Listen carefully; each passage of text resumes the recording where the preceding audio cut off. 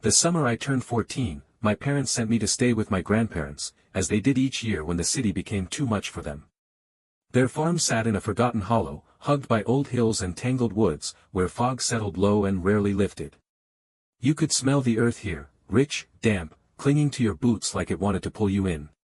The house itself was built of weathered wood and long memory. It leaned slightly to the left, as if tired. The front porch creaked with every breeze, and the windows always seemed a bit too dim, no matter how wide you opened the curtains. Inside, the clocks ran slow, and the radio only picked up static and old hymn stations. Grandma moved like a whisper, always stirring something in a pot that never boiled. Grandfather, though, he was a stone. Silent most days, sitting by the window that looked out toward the orchard, pipe unlit, eyes far away. That orchard. Even now, I dream of it. Gnarled apple trees lined up like mourners in a forgotten chapel. Their branches sagged low, heavy with fruit that never quite ripened. The grass between them was soft but thick, like it hadn't been cut in years. And at the far end of that orchard stood the scarecrow. He was tall, too tall. Almost as tall as the trees. His frame was made of splintered wood and wire, wrapped in a stained flannel shirt and coveralls so old their color had faded to something like ash. His head was a burlap sack, stitched crookedly across the mouth, and two rusted metal buttons gleamed where eyes should have been. One was missing. He had no name. That much was made clear. On my first evening, just before supper, I leaned against the porch railing and stared out at him. Grandfather came up behind me, his hand firm on my shoulder. "Don't look at him too long," he said. I asked why. His fingers tightened. "You'll draw him closer." That night, I didn't sleep. I could hear the wind, soft but strange. Not rustling through leaves, but something, dragging. Something shuffling across old grass, heavy and slow. At one point, I heard a tap against the wall below my bedroom window. A single, measured knock. When I looked out, the orchard was still. But the scarecrow was no longer where he'd been. He was closer, just a little closer. Near the edge of the first row of trees now. And there were crows perched on the roof, all facing inward. The morning after, I told myself I'd imagined it. That the shadows had played tricks on a city-born boy. That maybe the scarecrow had always been in that spot and I'd just remembered wrong. After all, who was I to say where a thing like that belonged? At breakfast, Grandma served porridge without a word. She never looked up from her bowl. Grandfather didn't eat. He just sat with his pipe between his teeth, unlit, as usual, staring out through the kitchen window. From that angle, you could just see the edge of the orchard. Just the edge. He hadn't blinked once. I tried to bring it up, to mention the scarecrow. Just something small. A test, perhaps. "I think he fell over last night," I said. The scarecrow. The room went dead still. Even the ticking of the old wall clock seemed to hold its breath. Grandfather turned slowly toward me, eyes dark as old soil. "He doesn't fall," he said. "He moves when he pleases. And only when he's called." I laughed, too loud and too quick. "It's just a scarecrow." "It was," Grandma said softly. "A long time ago." She glanced at Grandfather, as if she'd said too much. He rose, without another word, and walked outside. I was left with that silence. Later that afternoon, I wandered the edge of the orchard. I didn't dare step between the trees. I just stood at the fence, peering in. The air was thick there, somehow. Not humid, but dense, like the orchard was breathing slow and deep, and I was standing too close to its mouth. The scarecrow was there again. Further in. Moved again, but in a way that made your stomach twist, because the ground bore no footprints. Just the soft, unbroken grass, and the straw figure now facing slightly left, as though he'd turned to watch me approach. The missing button I left a dark, empty hole. I should have turned away. I should have listened. But I was 12, and I was lonely, and something about him felt familiar, as if I'd seen him in dreams before I'd ever arrived. I crouched by the fence, pulled a piece of bread from my pocket, and placed it on the post. "You look hungry," I said. And then, without thinking, the name came. I didn't plan it. I didn't even know where it came from. But I whispered it. Moro. Just a breath. A syllable that felt like dry leaves and cold stone. The moment I spoke it, the trees swayed, though there was no wind. The crows lifted, wheeled above once, and then returned to their roosts. I felt something shift inside me. Like a gear turning. Like a door, locked for generations, softly opening. That night, I dreamed of straw fingers brushing my cheek, and something whispering from just outside the window. You fed me. The next morning, the bread was gone. Not nibbled or pecked at, as birds might do. Gone, clean, as if taken by careful hands. No crumbs. No feathers. Just the faintest indentation on the post, as though something had leaned there, waiting. Grandfather didn't speak to me that day. He watched. Every time I entered a room, his gaze followed. I caught him once, standing in the hallway outside my bedroom door in the middle of the afternoon. When I asked if he needed something, he only shook his head and walked away with a limp I hadn't noticed before. At dusk, he nailed the window shut. Not just mine. Every window on the north-facing side of the house, the ones looking out toward the orchard. His hammer echoed through the rooms like a warning bell, and no one asked why. Grandma only hummed a hymn I didn't know as she stirred a pot that smelled faintly of ashes and apples. That night, I lay awake, staring at the ceiling. The silence was full, thick with pressure, like something was listening through the walls. And then came the sound. Tap, drag. Tap, drag. It moved around the house, slow and rhythmic, like straw legs swaying against dry earth. Each step ended with a shuffling pull, like it had to drag one foot behind the other. When it reached the porch, the boards creaked beneath a weight that should not have been. I couldn't help myself. I slipped from my bed and tiptoed down the hall. At the corner, I paused, heart pounding. I could see the door, the old wooden thing with iron hinges and a handle that had always been cold to the touch. And just beyond the frosted glass pane, a shape stood. Tall. Thin. Leaning ever so slightly. As if listening. Then, slowly, it raised one arm. Not in greeting. Not in threat. But in a soft, beckoning motion. A gesture that said, "Come. Come see." The porch light flickered. I don't remember running back to bed. I only remember waking in the morning, with soil on the soles of my feet. And outside, in the pale morning dew, I saw footprints. Not deep, but wrong. Not made by boots or bare feet, but something, bundled. Bound together. Like wrapped stalks pressed into the earth. They led up to the porch. And one of them, led away from my window. After the night of the footprints, the house seemed off-kilter, like a picture frame hung just a degree askew. Things shifted subtly. The hallway felt longer. Doors creaked that had never creaked before. The kitchen clock lost time, 3 minutes the first day, 5 the next. Grandma began counting under her breath whenever she stirred anything, and sometimes, she'd skip numbers. But worst of all was the whistle.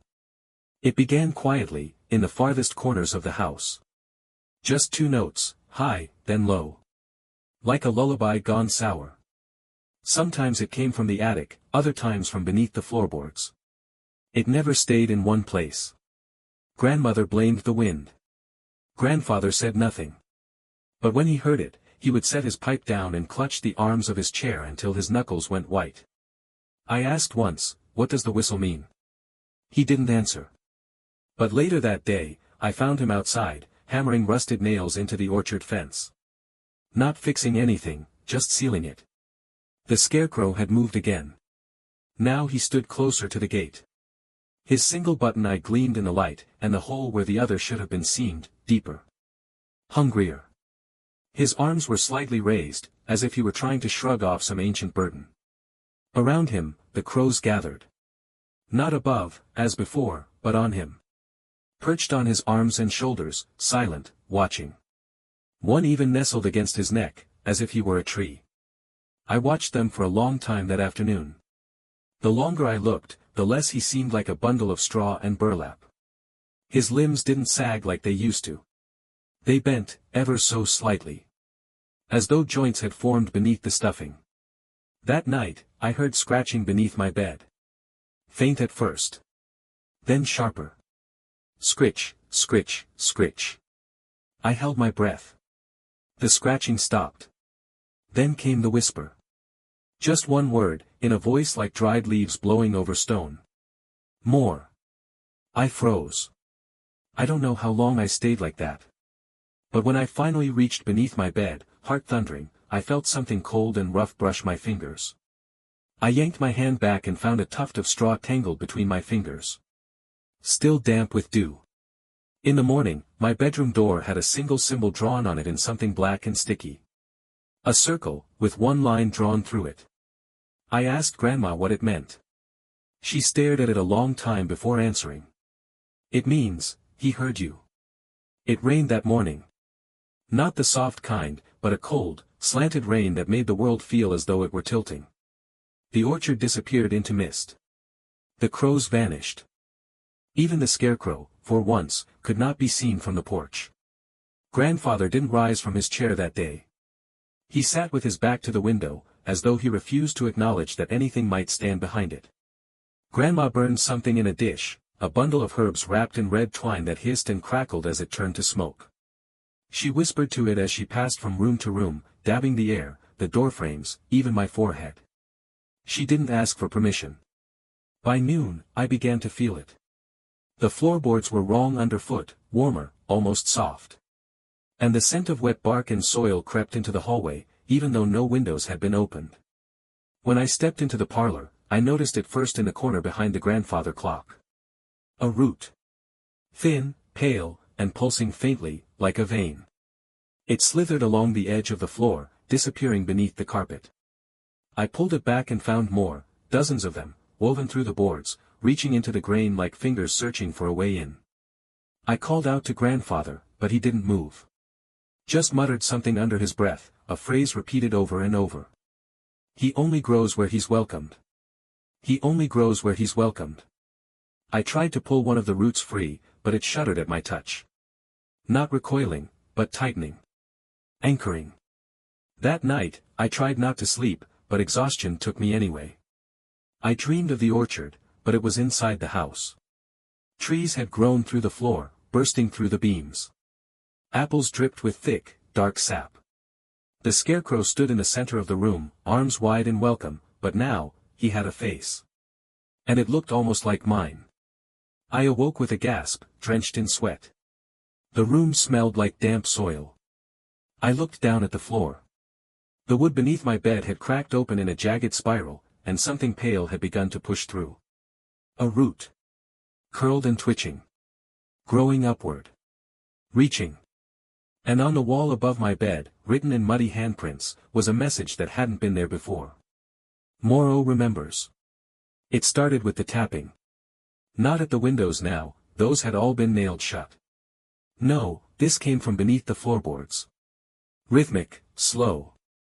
Like someone walking barefoot in a shallow cellar. But there was no cellar. At least, not one anyone spoke of. I asked Grandma that morning if there was space beneath the house. She dropped the dish she was drying. It shattered across the sink, but she didn't flinch. She only turned her head slowly, looked me in the eye, and said, "He's trying to remember where the stairs are." I didn't ask again. The house had begun to change. I know how that sounds, but it had. The wallpaper in the hall near my room was peeling in long, curling strips. Not from moisture, but from within. Like something was pressing against it. The walls groaned now, even without wind. And the smell, it was stronger. Not just soil now, but rot. Sweet, heavy rot. The kind that clings to your tongue and won't wash away. That night, I stayed awake with the lamp on, clutching the old iron key I'd found tucked into the back of the drawer in my room. I didn't know what it opened, only that the key was warm to the touch and made the air hum faintly when held too long. Sometime past midnight, the lamp flickered once. Then again. Then died. I waited for my eyes to adjust to the dark. And that's when I heard it. A whisper. Low, layered, more than one voice speaking at once, all in different tones and tempos. It came from beneath the floor, winding up through the cracks. Not words at first. Just sound. The sound of something thinking. remembering. Then, slowly, a phrase emerged. Feed the name, water the soil. Over and over. Then, scraping, wooden fingers on timber. A knock from directly beneath my bed. Followed by the same voice, now clearer. You named me. That means you are mine. I bolted from the room, key still in hand, and ran into the hallway. Only, it wasn't the hallway I knew. The walls had stretched. The doors were gone. The floor sloped gently downward, and at the end of the corridor was a door I had never seen before, low, narrow, made of dark wood. The key pulsed in my hand like a heartbeat. And somewhere behind me, footsteps. Straw dragging. Cloth rustling. Getting closer. I had a choice, then. Forward, into the unknown. Or back, into the arms of whatever walked like it had roots for legs. I chose the door. The key fit perfectly. It clicked, and the floor beneath me sighed like something exhaling after holding its breath for far too long. Then I opened it. And stepped down into where the orchard grows inside the bones. The staircase wound down in a spiral that should not have fit beneath the house. The air grew colder, not the kind of cold that stings, but the kind that numbs, as though the warmth was being drawn out of me with every step. The walls were earth. Not stone. Not brick. Packed, dark soil, glistening with moisture, threaded with vines that trembled gently, as though breathing in sleep. And carved into the dirt were faces. Hundreds of them. Some wide-eyed in terror, others slack-jawed, their mouths stretched in silent screams. They were not sculptures. Not art. Just, shapes left behind. Pressed into the wall like something had passed through and taken memory with it. I reached the bottom, and the room opened around me. No light. Yet I could see. Somehow, I could see. Roots hung from the ceiling like chandeliers. In the center stood a wooden chair, grown, not built, from the earth. And in it sat the scarecrow. No longer fixed to a post. He was hunched forward, long arms resting on knees made of bundled stalks bound in old leather belts. His chest rose and fell slowly, as if each breath was drawn from deep within the world. His face. It was still burlap. But stretched now, and wet in places, as though something beneath it had begun to weep. The missing button eye had been replaced. With a mirror. A perfect, round shard of mirror, reflecting not me, but a child I did not recognize. A pale, thin boy with hollow cheeks and straw poking from his shirt collar. He looked so terribly lonely. Then the scarecrow spoke. Not aloud, but inside me. His voice bypassed ears entirely and settled behind my heart like a splinter. You gave me a name. That means you give me shape. You fed me. That means I grow. You looked too long. That means, you see now. I tried to back away, but the earth held my feet firm. The roots curled over my boots, soft and cool. Behind the scarecrow, the wall cracked open. And beyond it, an orchard. But not the one I knew. This one was endless. And upside down. Trees grew from a ceiling made of stars, their fruit glowing softly, pulsing with heartbeats. And hanging from the lowest branches, gently swaying, were people. Faces I half remembered. Some I didn't recognize at all. Some that looked eerily like my own, but older. Worn. Hollowed. Every name given feeds the orchard, the voice said. Every kindness anchors the root. You named me Morrow. So now. I wait. Then the mirror I flashed once, and I saw not the orchard, but my bedroom, my bed empty, my window open, and a straw figure climbing silently onto the sill. I screamed. The room heard. And the roots let me go. I woke on the floor of the hallway, the door behind me gone, the walls blank. But in my fist, still clenched tight, was a single apple. Warm. And pulsing. After I woke in the hallway, everything was wrong in subtle ways. The light outside had taken on a copper tint, as though the sun had passed through smoke. The trees in the orchard no longer swayed. They trembled. And the crows, oh, the crows, no longer cawed. They just sat, silent and watching, every single one facing the house. Grandfather was gone. His pipe lay shattered on the porch, still warm, as though it had fallen moments before. There were drag marks in the dirt, 2 lines, like something had pulled itself along on splintered limbs. Grandma stood in the kitchen, her back to me, staring at the wall. She didn't turn when I entered. Just said, in a voice barely above a breath. "He walks in the daylight now. That means it's almost done." I didn't ask what it was. I already knew. I tried to speak. To confess. To say that I had fed him, named him, followed his steps. But when I opened my mouth, the words would not form. Only the sound of wind in dry corn. And that was when the mirror began to fail. Not all at once. The bathroom mirror was first. I passed by it on the way upstairs and saw myself stop. Not just a delay. The reflection stopped, and I kept walking. When I returned, the mirror self still stood, still staring down the hall, smiling faintly. The glass had darkened, and the reflection's eyes were black, button black, and one of them shimmered like a shard of broken sky. I slammed the door and didn't look again. That night, I found a letter slid under my door. It was folded in half and smelled faintly of cedar and rot. Written in a shaky, scratch-like scrawl were only these words. "You're growing well. Soon you'll be ripe. Stay still. I'll come collect you." There was no signature. Only a drawing, crude, almost childlike, of a scarecrow with a hollow circle where its face should be. And below it, the same symbol that had been on my wall. A circle split down the center. I ran to grandfather's room. But it wasn't his room anymore. The walls were covered in paper, hundreds of sheets, pinned and glued and layered like scales. Each one bore a name. Some I recognized from the village churchyard. Others were in languages I couldn't read. But all of them had been crossed out, except for one. Mine.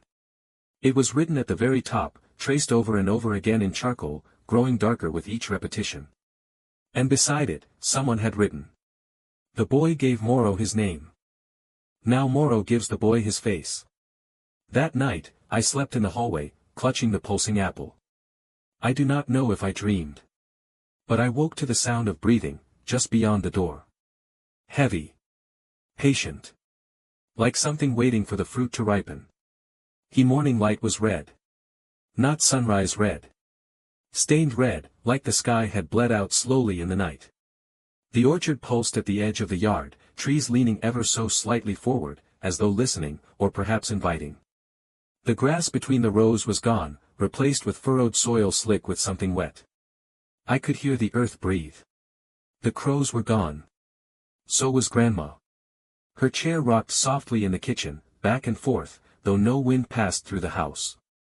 A bowl of apple slices sat on the table, but they were black and crumbling, as though they'd aged 100 years in a night. On the window above the sink, someone had written in streaks of dirt. "It's time." My hands had changed. Fingers stiff. Joints aching. Tiny cuts I didn't remember filled with dust and something fibrous. Beneath one nail, I pulled free a thread of burlap. I didn't remember when I'd last blinked.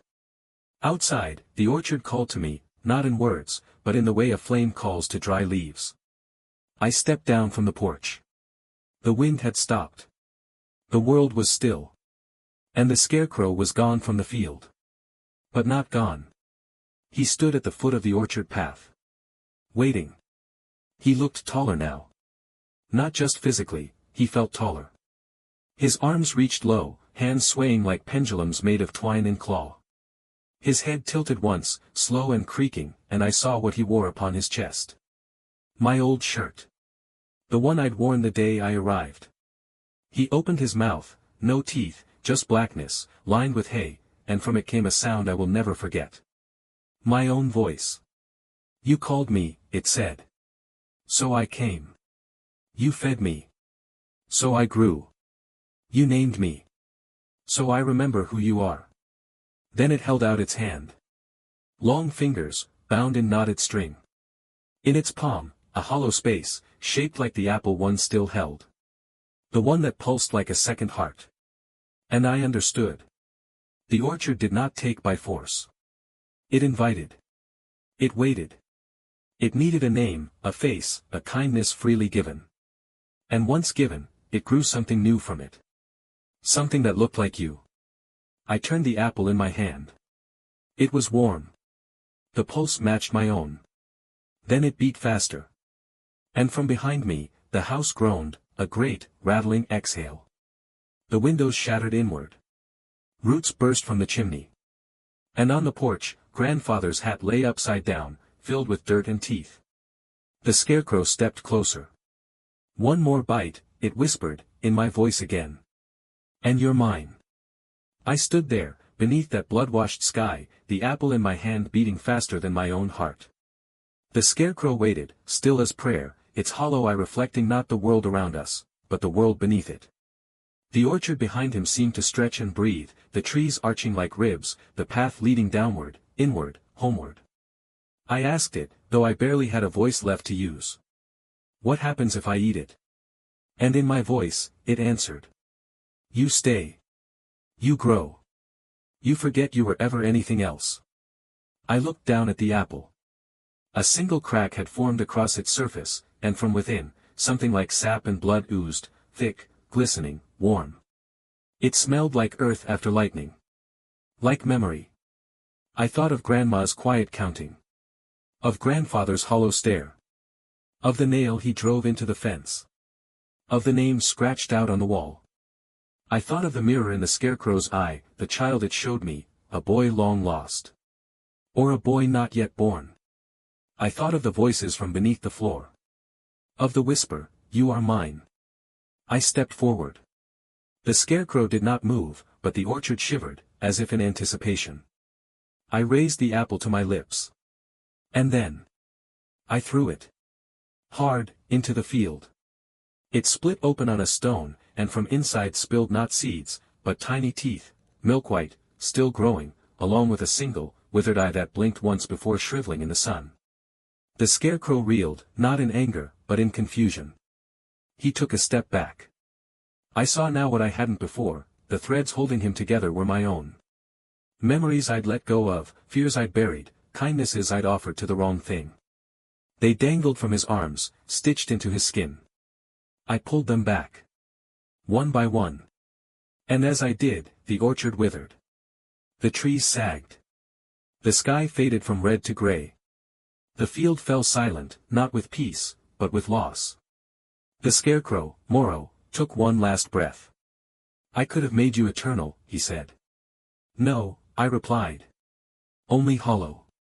He collapsed, slowly, like a man made of fog. His body unraveled into dust and straw. And then, the orchard was empty. Behind me, the house stood whole again. Quiet. Still. I never saw Grandma again. Grandfather was found in the barn, sitting upright, eyes open, but gone.